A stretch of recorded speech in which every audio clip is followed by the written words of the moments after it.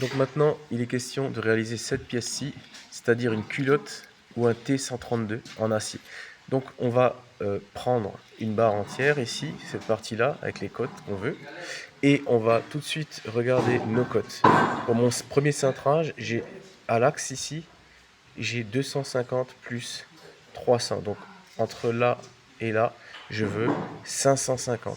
250 plus 300. Donc je vais prendre ma barre. Ici, j'ai pris une barre qui fait 1250. Donc 1,25 m. Je vais faire je vais mettre un premier repère sur ma barre à 550 mm. Je vais prendre 550 mm. Et pour cintrer à 90 degrés avec une cintreuse hydraulique type Virax, il ne faut pas que j'oublie avec cette cintreuse hydraulique type arbalète, quand je mets 550 sur mon repère des 550, si ça c'est ma barre ici, je vais mettre mon premier repère à 550 et de mon repère, je déduis en arrière, je reviens en arrière d'un diamètre intérieur du tube et ça va être mon nouveau repère à mettre dans mon galet. Donc je prends ma barre et je fais mon repère déjà à 550. Donc je fais mon repère à 550 et des 550, il ne faut pas que j'oublie de mes 550 de retirer le diamètre intérieur parce que je vais être sur une cintreuse arbalète hydraulique et la forme de cintrage en fait, il faudrait que je la mette à mon repère. Donc je déduis un diamètre intérieur de mon tube. Ici, c'est du 33,42. Donc 33,42. Le diamètre intérieur, c'est 33. De mes 550, je vais déduire 33. Donc 10, 20, 30, 33. Je vais faire un nouveau repère ici. Et c'est ce repère-ci que je vais mettre dans ma cintreuse hydraulique. Donc là, j'ai 550. J'enlève 33 mm, c'est mon nouveau repère et c'est celui-ci que je vais mettre à l'axe de ma forme dans la cintreuse hydraulique.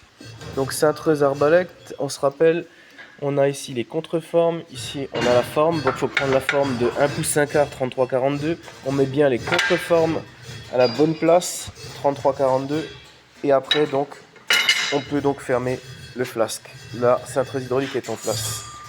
Voilà, donc là j'ai bien ma forme, j'ai le centre de ma forme, j'ai mon ancien repère à 550, mais j'ai déduit un diamètre intérieur du tube et en face du centre de ma forme, c'est bien ce nouveau repère que je mets en face avant de cintrer.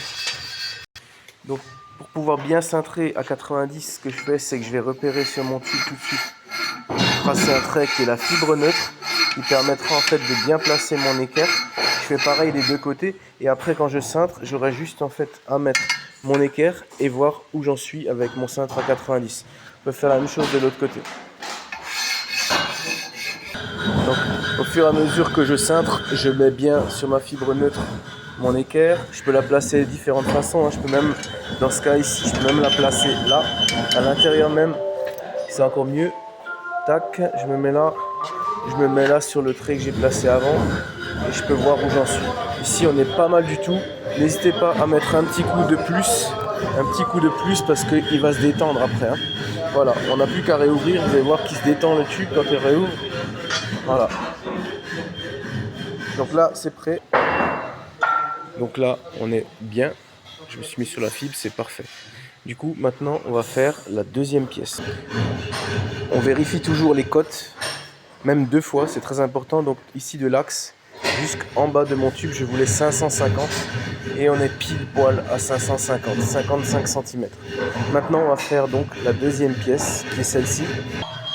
Du coup, maintenant, il est question de faire la deuxième pièce pour la culotte.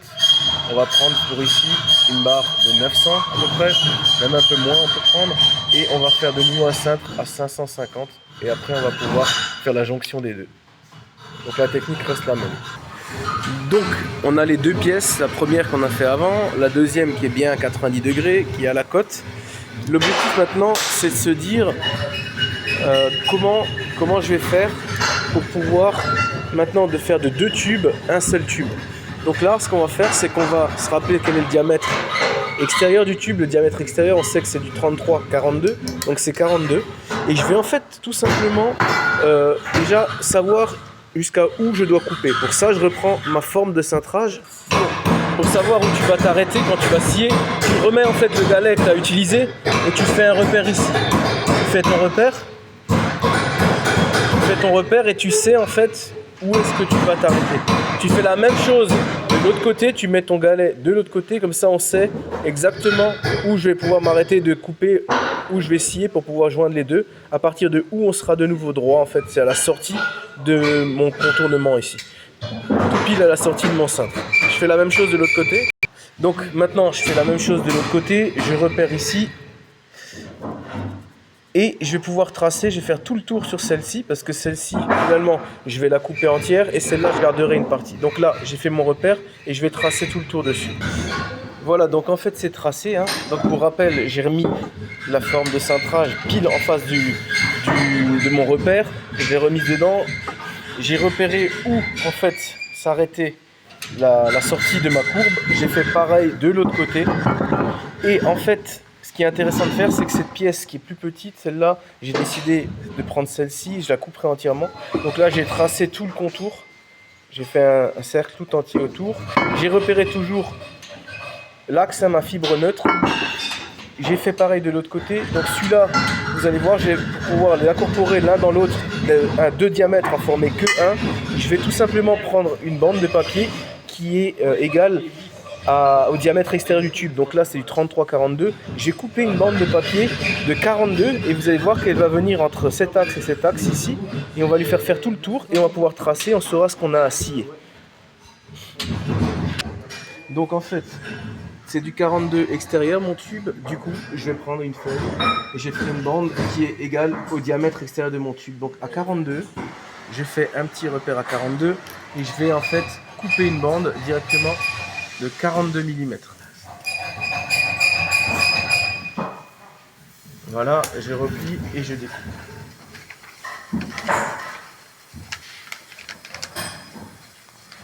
Tac, je regarde, je suis bien aligné là.